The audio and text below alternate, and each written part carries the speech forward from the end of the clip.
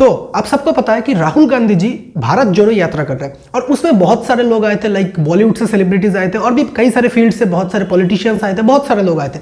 लेकिन ये जो मेन मुद्दे का विषय बना तब से जब हमारे x RBI governor Raghuram Rajan ji इसमें शामिल हुए और राहुल गांधी जी के चैनल पे काइंड ऑफ ए कन्वर्सेशन उन दोनों ने किया Indian economy, Indian growth, stock market, इन सब के ऊपर। तो मैंने जब उसे देखा तो मुझे लगा कि यहाँ पे कुछ जगह पे ये लोग गलत बोल रहे हैं। वही मैं आज आपको बताने जाऊंगा। बाय द वे, ये वीडियो ना तो कांग्रेस के सपोर्ट में है ना तो बीजेपी के सपोर्ट में। तो अगर आप किसी भी पार्टी के डाई हार्ट सपोर्टर है तो बिल्कुल इस वीडियो को यहीं पे छोड़ दीजिए। और दूसरी बात, यहाँ पे हम सिर्फ इकोनॉमिक्स की बात करेंगे, फाइनेंस की बात करेंगे, जितने भी अदर इश्यूज है उसमें हम कोई बात नहीं करेंगे। ये दोनों ही मुझसे एक्सपीरियंस में और नॉलेज में दोनों में बड़े हैं। मैं बस अपना ओपिनियन शेयर करने वाला हूं, तो इसे कंट्रोवर्सी की तरह मत ले लेना। बस ओपन माइंड से इस कन्वर्सेशन को एंजॉय करो। So what is your view about what's going on economically in India, in the world? Yeah. We were just discussing, Yeah. the United States and China. So the next year is going to be more difficult than this one. Of course, this one had lots of difficulties with the war and all that. But because growth is going to slow in the world more generally, people are raising interest rates, that brings down growth.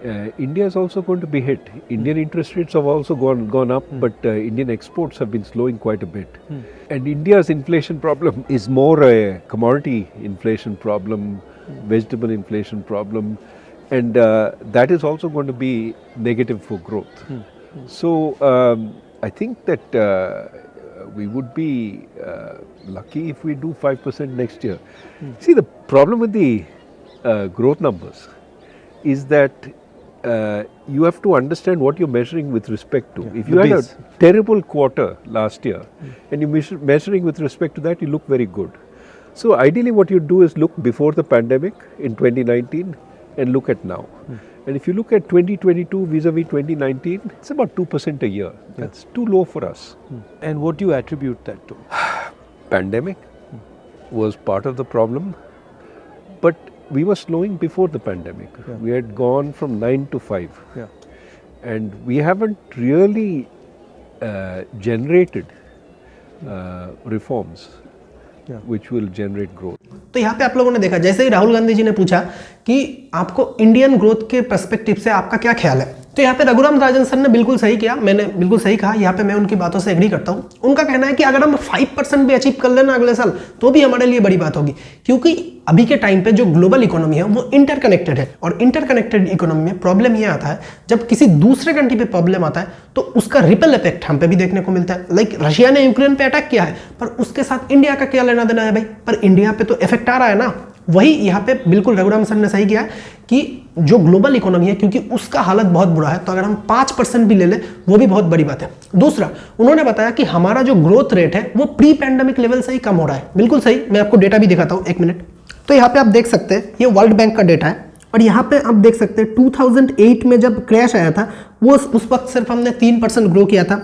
उसके बाद हमने उससे पहले 7%, उसके पहले भी हमने 8%, उसके पहले लगभग 8%, फिर उसके बाद 8%, फिर 8.5%, उसके बाद 5.2, 5.5, ऐसे करते करते हमारा ग्रोथ 2014 में जब एनडीए का गवर्नमेंट बना तब था 7.4%, उसके बाद आया 8%, उसके बाद आया 8.3%, 2017 में हमारा ग्रोथ बन गया 6.8% और आखिर में हमारा 2019 में 6.5, 2019 में 3.7 और 2020 में हम सबको पता ही है।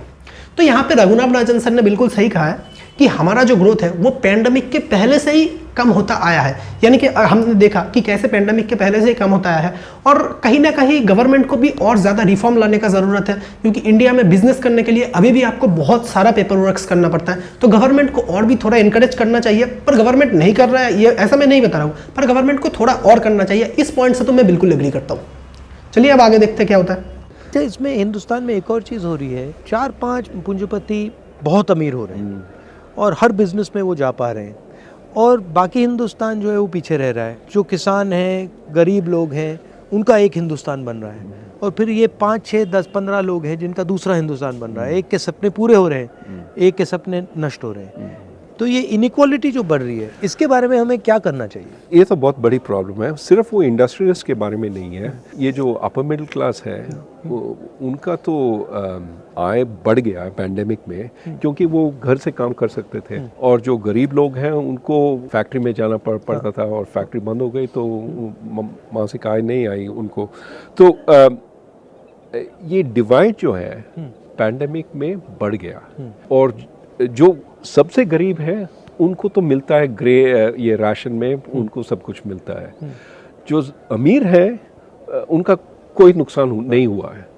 जो बीच में है, ये लोअर मिडिल क्लास जो है, उनको काफ़ी नुकसान हुआ। नौकरी तो बंद हो गई, बेरोज़गारी बढ़ रही है, कर्ज बढ़ रही है, वो कर्ज ले रहे हैं, ब्याज दर अभी बढ़ रही है, तो उनका तो काफ़ी नुकसान हुआ है। और उनकी तरफ हमें देखना है, और जो नीति हम बना रहे हैं उनके लिए बनाना चाहिए, क्योंकि दर्द वहाँ पे बहुत ज़्यादा है।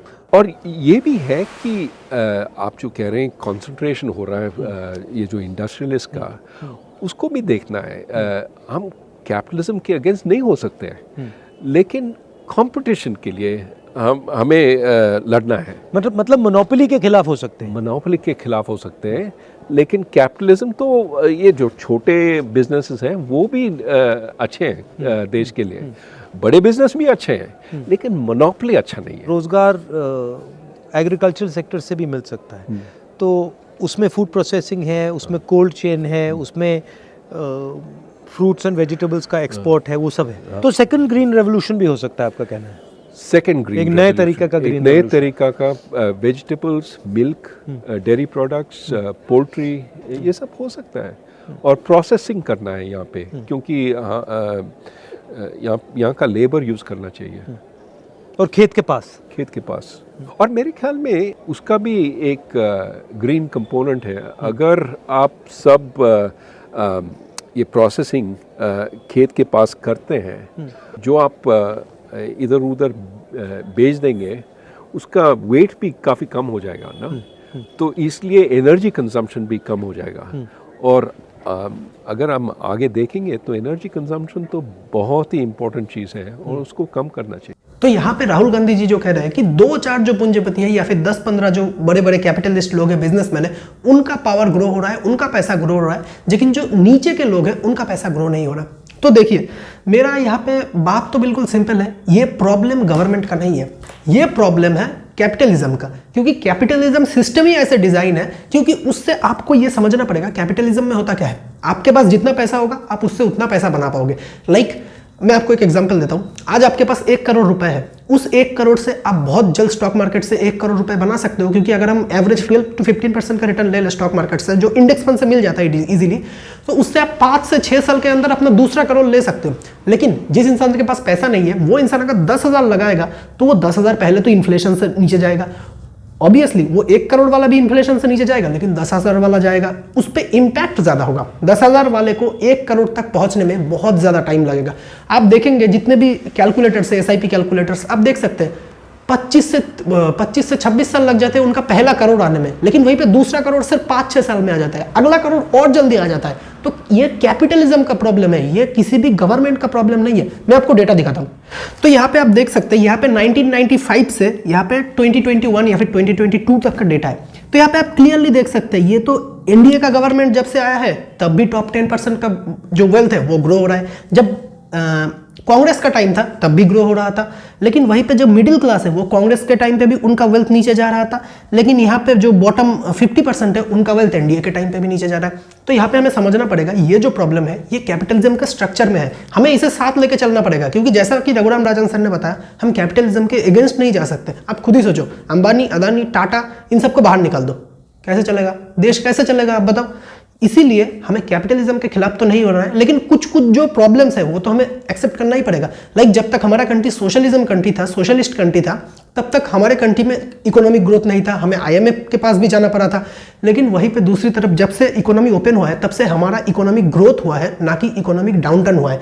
तो इसीलिए मेरे ख्याल से इस प्रॉब्लम को हमें नजरअंदाज करना पड़ेगा, क्योंकि ये कैपिटलिज्म का प्रॉब्लम है, ये किसी गवर्नमेंट का फेलियर नहीं है, और ये हर कंट्री में होता है, ना कि सिर्फ इंडिया में। और यूएस में क्या हो रहा है?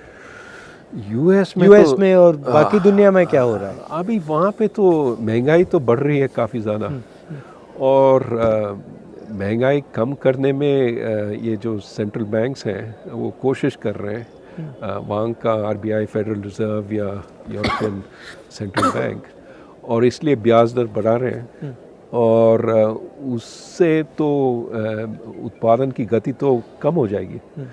और इंडिया के लिए प्रॉब्लम ये है कि हमारे एक्सपोर्ट्स भी कम हो जाएंगे अगले साल, तो उससे तो एक्सपोर्ट्स तो काफ़ी कम हो जाएंगे और हमारा ग्रोथ, हमारा उत्पादन की गति भी काफ़ी कम हो जाएगी। तो बिल्कुल जो प्रोडक्शन का रेट है वो बिल्कुल नीचे जाएगा, क्योंकि पूरे दुनिया में, जैसे कि पहले ही बताया था कि पूरे दुनिया में ये प्रॉब्लम है, ये सिर्फ इंडिया का प्रॉब्लम नहीं है, यूएस है, यूरोप है, हर जगह यही प्रॉब्लम है। और बैंक्स के पास कोई प्रॉब्लम, मतलब बैंक्स के पास कोई चारा नहीं है इसके अलावा कि वो अपना इंटरेस्ट रेट हाइक करे। अब देखो यहाँ पे जो प्रॉब्लम है, ये जो इन्फ्लेशन है ये डिमांड ड्रिवन इन्फ्लेशन है, ना कि सप्लाई ड्रिवन। यानी कि ऐसा नहीं मार्केट में सप्लाई कम हो गया, मार्केट में सप्लाई पहले से ही था, लेकिन 2020 के टाइम पे जो मार्केट में लिक्विड मनी इंजेक्ट किया गया इकोनॉमी को सर्वाइव करवाने के लिए, कि लोगों के पास पैसे नहीं है, खाने के लिए पैसे नहीं है, मेडिसिन के लिए पैसे नहीं है, तो उसके लिए ये जो पैसा मार्केट में डाला गया है उसके चलते लोगों के हाथ में बहुत ज्यादा पैसा आ गया है। अब सब लोग कुछ ना कुछ खरीदना चाहते हैं, लेकिन चीजें वो तो पहले जैसा ही प्रोड्यूस हो रहा है। तो इसीलिए मेरे ख्याल से यहाँ पे हमें सप्लाई चेन पे मोर फोकस करना चाहिए। और इसके रिलेटेड मैंने एक वीडियो भी बनाया था, अगर आपने नहीं देखा तो आई बटन में लिंक दे दूंगा, आप जाके देख सकते हैं। वर्ल्ड बैंक ने कैसे कहा है कि जो इतनी तेजी से जो इंटरेस्ट रेट से ये हाइक किया जा रहा है, इसके चलते बहुत जल्द रिसेशन आने वाला है, 2023 में ही आ सकता है। तो इसका तो बस एक ही सोल्यूशन है कि हमें सप्लाई चेन पे फोकस करना चाहिए, क्योंकि इसके अलावा और कोई चारा मुझे नहीं दिख रहा। जब मैं महाराष्ट्र से निकल रहा था तो वहाँ पे जो टेक्सटाइल इंडस्ट्री में काम करते हैं वो कह रहे थे कि बांग्लादेश ने अपनी एक्सपोर्ट पॉलिसी को बहुत अच्छी तरह यूटिलाइज़ किया है और उन्होंने एक्सपोर्ट पॉलिसी से अपनी पूरी वहाँ पे इंडस्ट्री को बहुत कम्पिटिटिव बना दिया। इसके बारे में क्या सोचते हैं, ये हमें करना चाहिए, ये कैसे करा जा सकता है? एक तो उनका सबसे इम्पोर्टेंट इंडस्ट्री है टेक्सटाइल्स। वो कपड़े बनाते हैं, बेच और एक्सपोर्ट करते हैं, और उसमें उन्होंने 2-3 चीज़ किए हैं जो that has help them succeed. एक तो they allow big factories, not small factories, क्योंकि स्केल इकोनॉमीज की ज़रूरत है, तो they allow big factories. I think labor is largely women, so they employ a lot of women in the textile industry, and the policy is very predictable. It doesn't change. So that industry has just taken off because it's using low-skilled work. Okay, तो यहाँ पे इन लोगों ने बात किया है जो बांग्लादेश का टेक्सटाइल इंडस्ट्री है। अब देखो मेरे ख्याल से बांग्लादेश अपने टेक्सटाइल इंडस्ट्री पे कुछ ओवर डिपेंडेंट है, वैसा हमें बिल्कुल भी नहीं होना चाहिए, बिल्कुल भी नहीं करना चाहिए। लेकिन यहाँ पे बांग्लादेश से अगर हम कुछ सीख सकते हैं तो वहाँ पे उन्होंने देखा कि वहाँ के जो वुमेन्स है उनके पास उतना ज़्यादा एडुकेशन नहीं है, तो वो लोग जितने भी बड़े बड़े काम हैं लाइक सॉफ्टवेयर इंजीनियर्स जो कॉर्पोरेट में काम करना है ये सब नहीं कर सकते, लेकिन जो फैक्ट्रीज है, जो फिजिकल लेबर का काम है, वहाँ पे वो लोग बैठे बैठे काम कर सकते हैं। यहाँ पे उनके लिए एक वुमेन एम्पावरमेंट का काम हुआ, और क्योंकि उनके कंट्री से इतना ज़्यादा वुमेन पार्टिसिपेशन आया, इसीलिए बांग्लादेश का इकोनॉमी इतना बढ़िया ग्रोथ हुआ। लेकिन वहीं पे अगर हम इंडिया में देखेंगे, इंडिया में लो स्किल्ड वुमेन लेबर ना के बराबर है। बाकी दुनिया के कंपैरेटिवली इंडिया में देखेंगे, इंडिया में हम कहते हैं बहुत ज़्यादा पायलट्स हैं, इंडिया में दुनिया के सबसे ज़्यादा वुमेन पायलट्स हैं, लेकिन इंडिया में कितने ज़्यादा वुमेन, वो जो सिलाई करने वाला ये सब लोग हैं, कितने ज़्यादा लोग हैं जो फार्मर्स हैं, ये बहुत ही कम है, क्योंकि वुमेन्स इंडिया में मोस्टली हाउस वाइफ है। तो हमें इस मेंटालिटी को चेंज करना पड़ेगा, वुमेन्स को काम करने के लिए निकलना पड़ेगा, तभी हमारा इकोनॉमी ग्रो हो पाएगा। तो मुझे एक बात समझाइए, आप आरबीआई में थे, अब हिंदुस्तान में एक व्यक्ति 2 लाख करोड़ रुपए का लोन ले सकता है, मतलब उसको पूरे के पूरे बैंक का पैसा मिल जाता है। मगर जब छोटा किसान या छोटा बिजनेस वाला बैंक लोन लेने जाता है तो उससे बहुत सारे सवाल पूछे जाते हैं, और एक्चुअली बड़ा वाला भी ज़रूरी है, छोटा वाला भी ज़रूरी है, मगर छोटे वाले को बिल्कुल इग्नोर कर दिया जाता है, छोटे वाले बिल्कुल इग्नोर कर दिए जाते हैं। तो ये होता क्यों है और इसको बदला कैसे जाए? अभी बदल सकते हैं, और ये जो आप पहले कह रहे थे इंफॉर्मेशन, ये जो छोटे जो बिजनेसेस हैं उनका तो एक वो तो बेचते हैं और एक रेवेन्यू स्ट्रीम है, उनका सेल्स है। अगर वो सेल्स अगर बैंक को मालूम पड़ता है कि ये जो सेल्स काफ़ी स्टेबल है, काफ़ी बढ़ रहे हैं, तो वो ऋण दे सकते हैं, they can lend, but we need that information to be collected and to made available. वो हो रहा है अभी. ये जो फिनटेक चल रहा है इंडिया में, उसमें they are starting to think about all this, but in India everything needs to be 10 times. तो यहाँ पे राहुल गांधी जी ने बताया कि यहाँ पे लोन का बहुत प्रॉब्लम है कि बड़े बिजनेसमैन को तो 2 लाख करोड़ का लोन मिल जाता है. यहाँ पे वो सीरियसली अदानी के बारे में बात कर रहे हैं. और दूसरी तरफ जो छोटे बिजनेसमैन है उन्हें बिल्कुल ही लोन नहीं मिलता.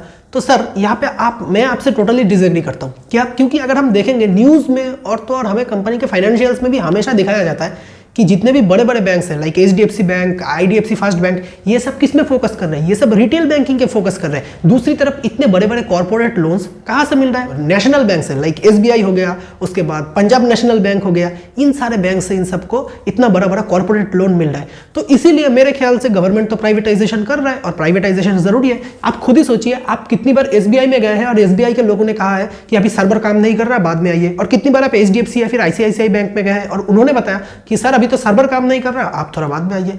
ऐसा नहीं होता. इसीलिए हमें प्राइवेटाइजेशन जरूरी है. और जब प्राइवेटाइजेशन होगा तब तो आप बीजेपी गवर्नमेंट के खिलाफ बात करोगे. ये तो नहीं चलेगा sir. But see, I don't know of a single Indian company that जो स्मॉल मीडियम कंपनी थी और अब बहुत बड़ी कंपनी हो गई. मगर अगर आप US में देखें तो छोटी सी कंपनी 5, 7, 10 साल में बड़ी हो जाती है. तो ये हिंदुस्तान में क्यों नहीं होता? You're absolutely right. Too many of our small firms don't grow big. They die or they stay stop. So why is that not happening? That is needed. You need a path to grow. So here's the problem. They get used to some of the benefits of staying small. वो inspector नहीं आता है, आप GST, आप taxes नहीं देंगे तो कोई आपको ट्रबल नहीं करेगा. तो they stay under the radar screen of the government instead of being helped by the government. What you need is, ठीक है, you stay under the radar screen until you get a business which works. But then once you start growing, I'm going to look at you, but I'm going to help you. I'm not going to just tax you. I'm not going to just make your life miserable with... We need that situation, right? So many of these small businesses get benefits. Now, as soon as they become bigger, we take away those benefits. Right. So there's no incentive to grow bigger. Why not instead say, okay, if you grow bigger, you will have these benefits for 5 years. Yeah. Then they will come off. Yeah. But then by that time you're so big, you don't care. Right. So can we do things like that? So you're saying that to make a transition from a small business to a big business in India, there's a huge cost that has to be sort of managed. Absolutely. Absolutely. Today and the cost is rent seeking in some way. Today it is largely rent seeking. Exactly. You see how many firms are stuck at 10 workers or 20 workers, because that's when the regulations start kicking in. I mean, I was thinking about it, the only one I can think of the top of my head is Haldiram's, which went from being a small fellow and he scaled up, and there are a couple of them, but there are not as many as there should be. We need many Haldirams, right? We need many Haldirams, and of course we have some of our tech firms that have grown very, very big, but we need far more of that. And you're exactly right, it's the growth which creates the jobs. Small firms by themselves don't create so many jobs. It's when they grow that they create so many jobs. We need to make that possible. तो यहाँ पे मैं उनसे बस एक point पे agree हूँ, वो ये है कि जब स्मॉल बिजनेसेस बड़ा बनता है वो इसीलिए बड़ा नहीं बनता क्योंकि कोई टैक्स ऑफिसर आएगा, उनका लाइफ मिजरेबल बना देगा, उन्हें बहुत ज़्यादा टैक्स बेनिफिट का मतलब बहुत कुछ करना पड़ेगा, इसीलिए वो लोग बड़े नहीं होते. इसलिए गवर्नमेंट को कुछ ऐसा इंसेंटिव लाना चाहिए कि अगर आप इतने करोड़ का ऊपर करते हो तो आपको एक टैक्स बेनिफिट मिलेगा. तो सर बहुत सारे केसेस में ये बेनिफिट्स मिलता है, पहला. दूसरा, हाँ गवर्नमेंट को थोड़ा और करना चाहिए कि सारे कंपनीज को मिलेगा या फिर ऐसा कुछ. लेकिन आप जो राहुल गांधी जी कह रहे हैं कि यहाँ पे जो है, मेरे दिमाग में बस एक ही नाम आ रहा है, हल्दीराम. उसके अलावा कोई ग्रो नहीं हो पा रहा है. तो देखिए, हल्दीराम ग्रो नहीं हो पा रहा है तो इंडिया में इतने सारे यूनिकॉर्न्स कहाँ से आ गए? हर हफ्ते हमें सुनने को मिलता है ये एक यूनिकॉर्न बन गया, ये एक यूनिकॉर्न बन गया. चलिए यूनिकॉर्न का डेटा भी देख लेते हैं, किसके साल में कितना यूनिकॉर्न ग्रो हुआ है. तो यहाँ पे आप देख सकते हैं ये 2011 में सिर्फ 1 यूनिकॉर्न, 12 में 1 यूनिकॉर्न, 13 में 1 यूनिकॉर्न, 2014 में 2 यूनिकॉर्न, 15 में 3 यूनिकॉर्न, 16 में 2 यूनिकॉर्न, 17 में 1 यूनिकॉर्न, 18 में कितने सारे यूनिकॉर्न्स आ गए, 19 में कितने सारे आ गए, 2020 में कितने सारे आ गए, और 2021 में कितने सारे आ गए, और 2022 में अभी तक कितने सारे आ गए। तो आप कहाँ से बोल रहे हो कि एक हल्दीराम है जो बिल्कुल स्मॉल से ग्रो हुआ है, इतने सारे यूनिकॉर्न्स तो ग्रो हो रहा है। यूएसए में 1 से 5 साल के बीच में ग्रो हो जाते हैं, भारत पे जैसा कंपनी तो 2-3 साल में $1 बिलियन का कंपनी बन जाता है। तो यहाँ पे तो बिल्कुल गवर्नमेंट, करंट गवर्नमेंट यहाँ पे बहुत अच्छा काम कर रहा है यूनिकॉर्न्स को ग्रो करने में, क्योंकि अगर गवर्नमेंट का सपोर्ट नहीं मिलता तो क्यों 2014 के बाद से इतने सारे ग्रोथ आ गए।